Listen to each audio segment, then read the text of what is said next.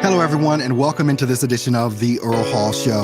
Make sure you do check out the website, www.theearlhallshow.com. You want to know everything about me? It's earlhall.co. I'm so excited because I have a very special guest with me here today, which will be on camera shortly, Stacie Overman. She is the author of Angel Kisses, No More Cancer, and I can't wait to get into not only the subjects in her book, but also the amazing things that she's doing as a coach and a speaker as well. Stacie, thank you so much for being here with me today. How are you doing? Hello, super honored to be here, Earl. Thank you. I'm doing fabulous. Woohoo! Awesome. Well, it's like we've already done a show. We've been like talking together for like 20 minutes and like we should have recorded that, right? But totally. So awesome to finally kind of meet you face to face. We've been running in the same circles for about the past 6 months now. And I put out a clarion call for people that wanted to be interviewed. And you were one of the people that I knew I wanted to be with because you have an amazing story to share. And that's what we want to kind of dive into on today. So for all those folks that are watching us live on Facebook and for all those folks that are listening later to the podcast, feel free to leave comments and questions and we can take it from there.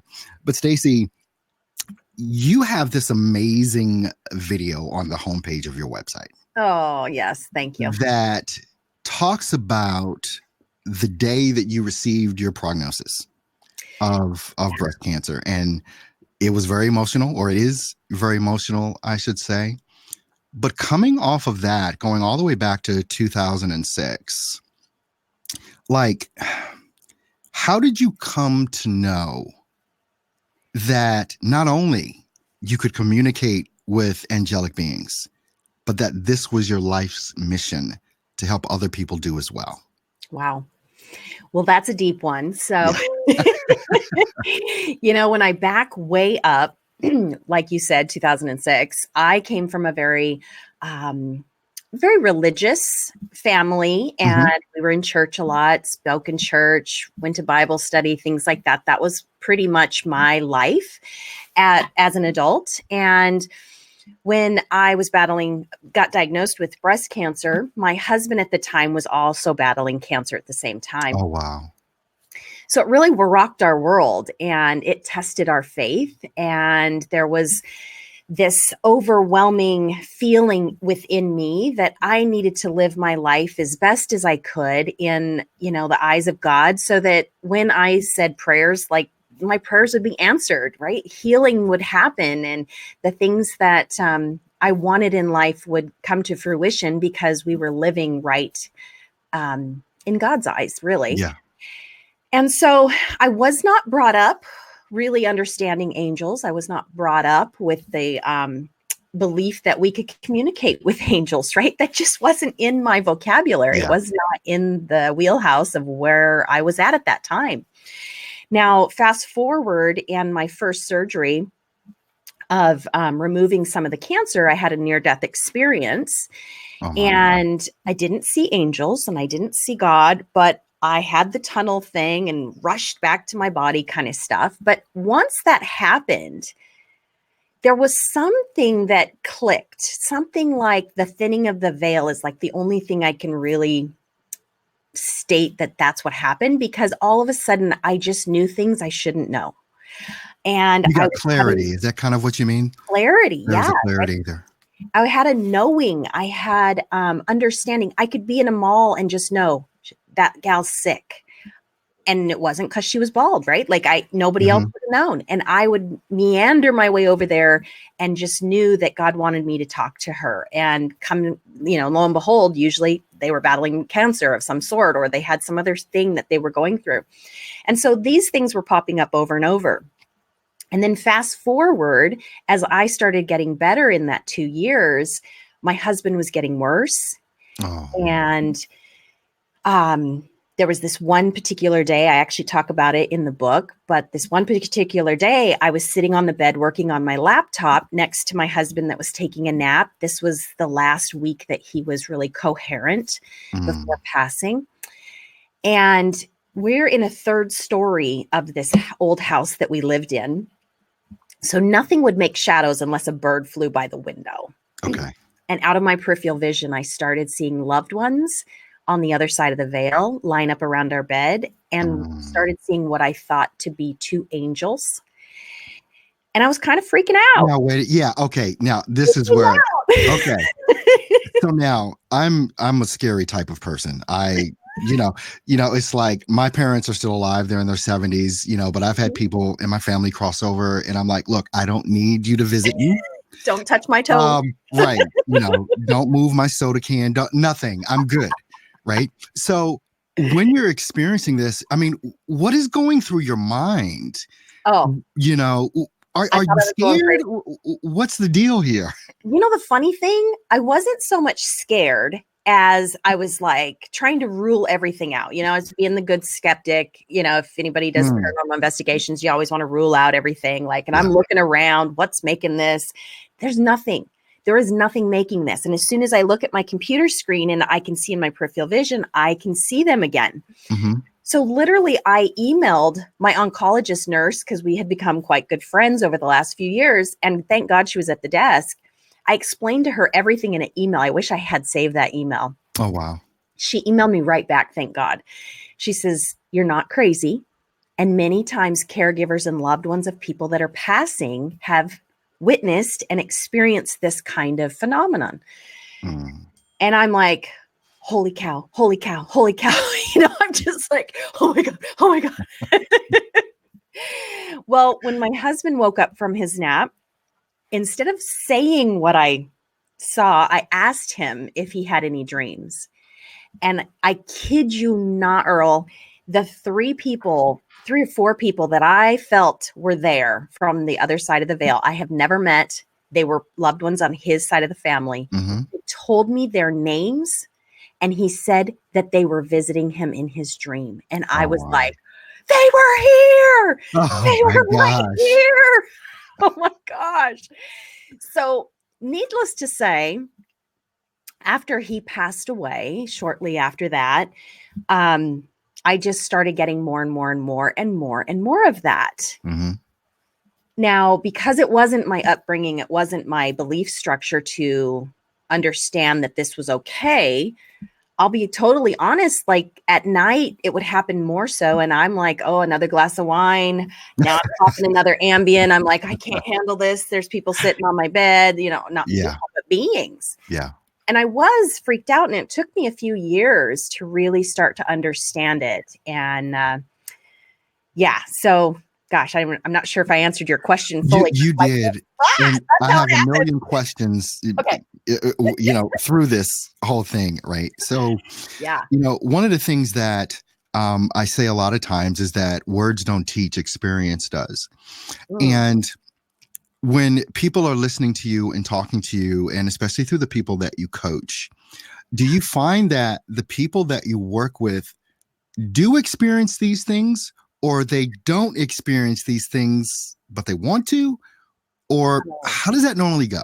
A little of both. Okay. Right? A little of both.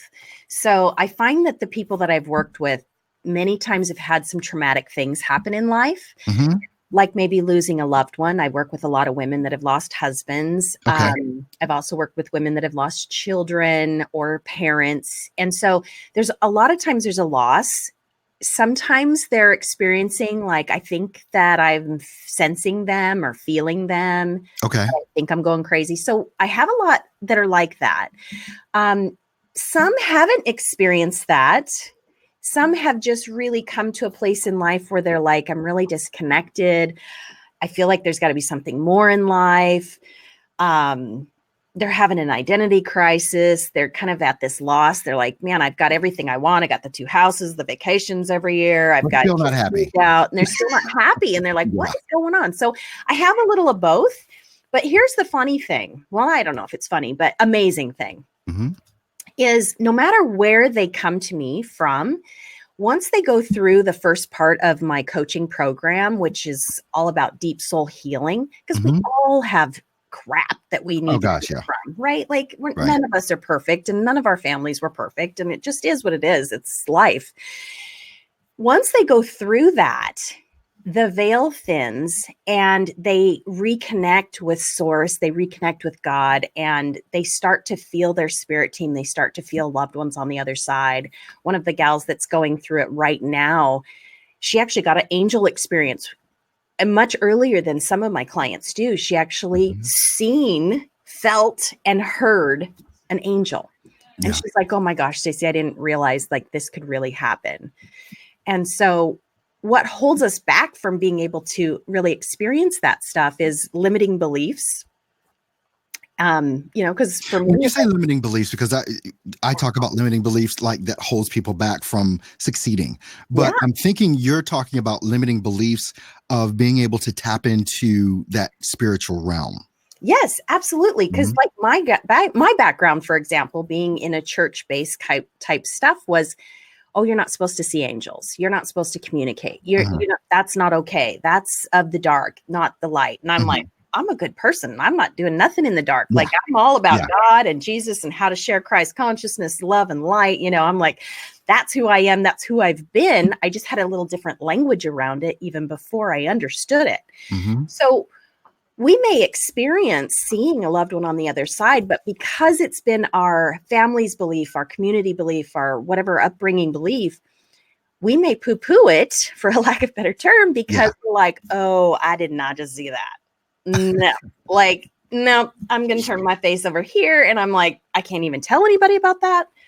Right. And so we poo-poo it. Like, I mean, when I think back, I was going into 7th grade when I first saw a sibling of mine that had passed away earlier in that year. I saw her. Yeah.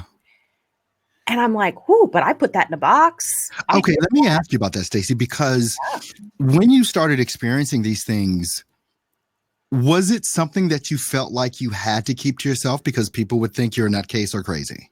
Yeah. Like that. And, so you probably kind of just stuffed it down and kept it to yourself.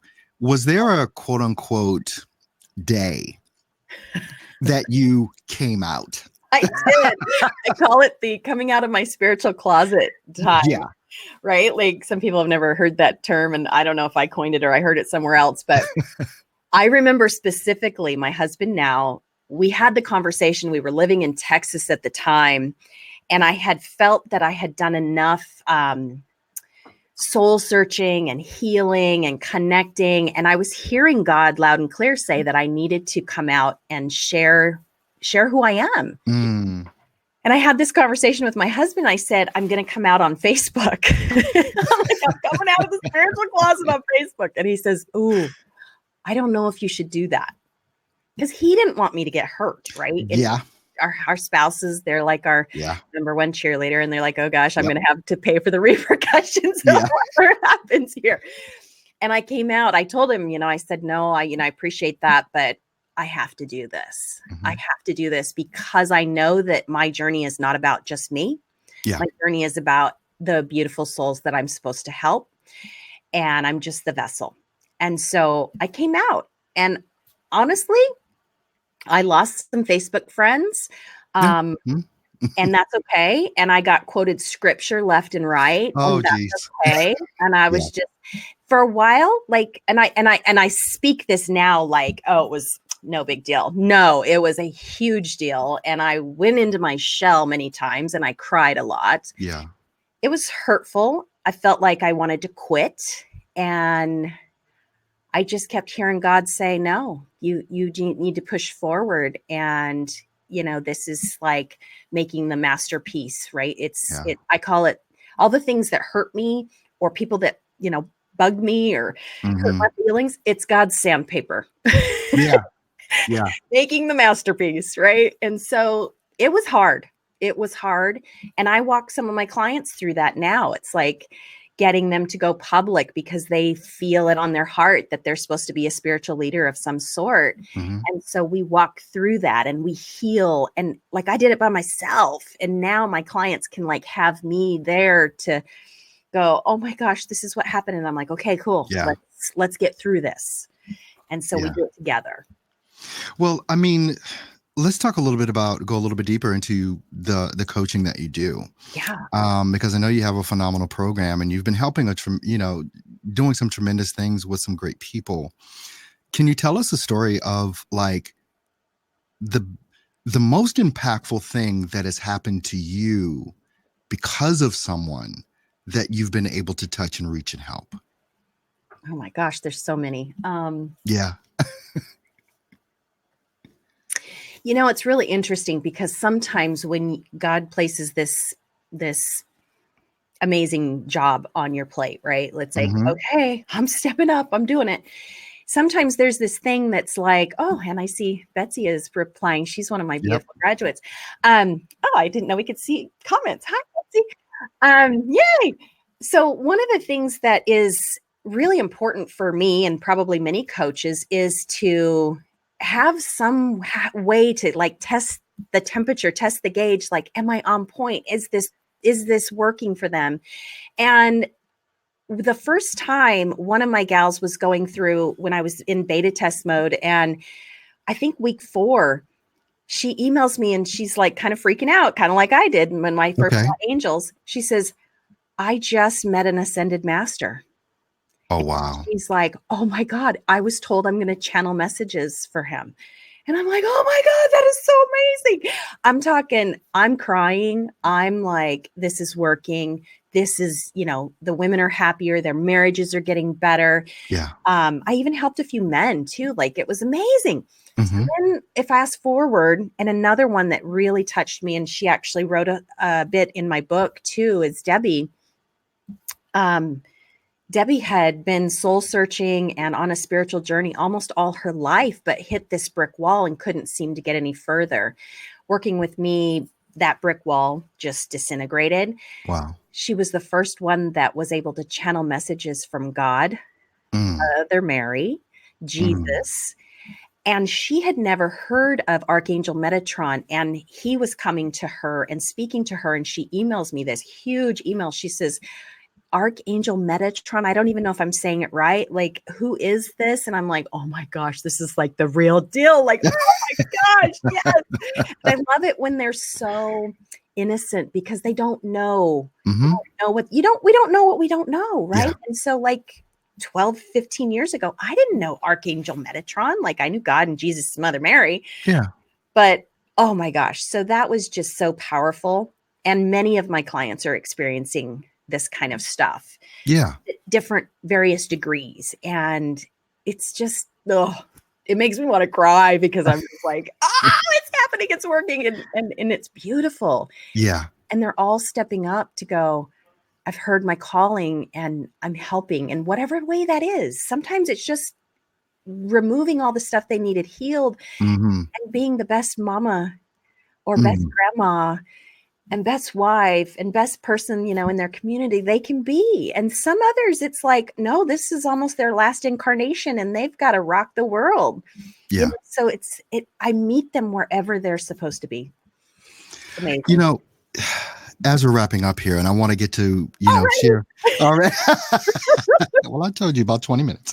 And so, but this has been so amazing. But, we're going to get into, how people can connect with you, online and also get your book from, Amazon and things of that nature. With everything that you do on a daily basis, how do you stay centered and focused on the calling that has been placed upon you or the calling that you've accepted in your life? How is it that you keep all of this present and in the moment? Well, I am having a human experience. So there are my days when I'm like this other week, we just got back from the Grand Cayman Islands with Mm-hmm. my mentor.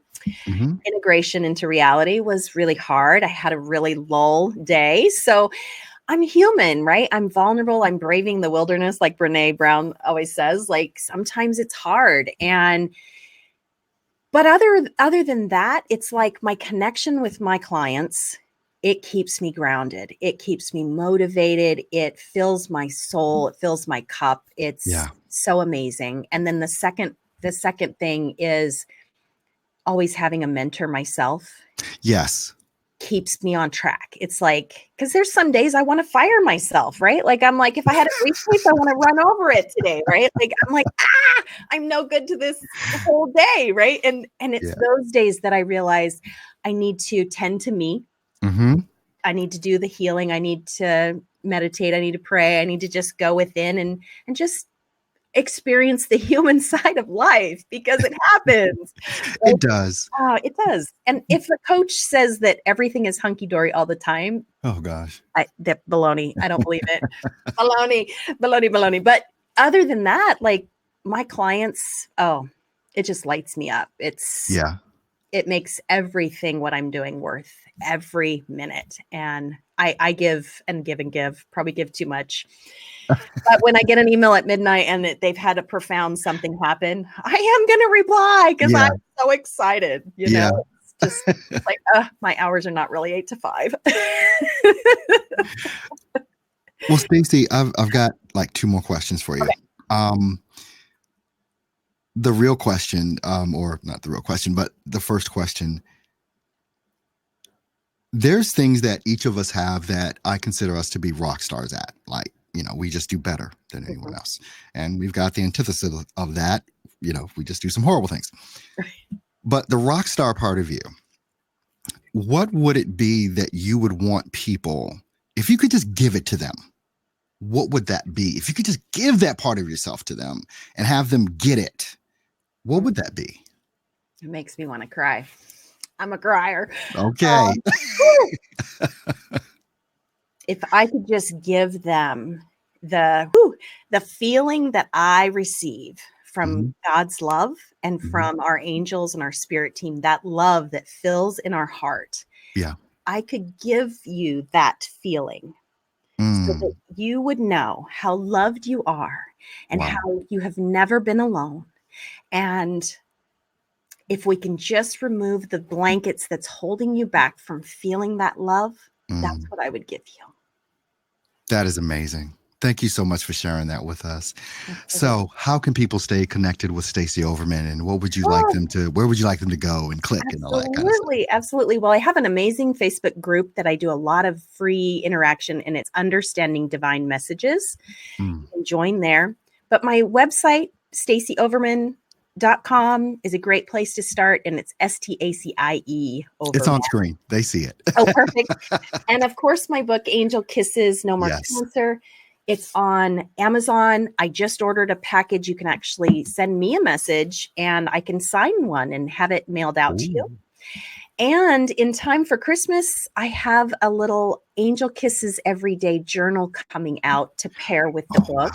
Wow. So we're really close to putting that up on Amazon. So yeah, but basically you can find me anywhere, but stacieoverman.com, you'll be able to find everything you need.